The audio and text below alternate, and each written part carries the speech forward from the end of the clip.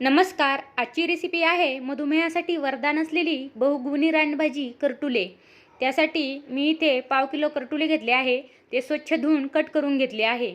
नंतर पॅनमध्ये तेल टाकायचे आहे.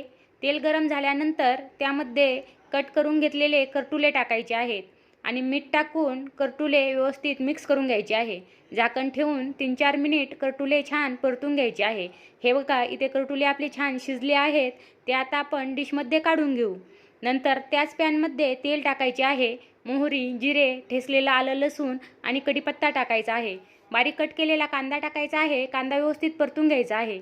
नंतर त्यामध्ये टोमॅटो आणि मीठ टाकून झाकण ठेवून टोमॅटो छान शिजवून घ्यायचे आहे. इथे आपले टोमॅटो छान शिजले आहे. आता त्यामध्ये हळद, लाल तिखट, किचन किंग मसाला, गरम मसाला टाकायचा आहे. मिक्स करायचे आहे आणि आपण शिजवून घेतलेले करटुले टाकायचे आहे.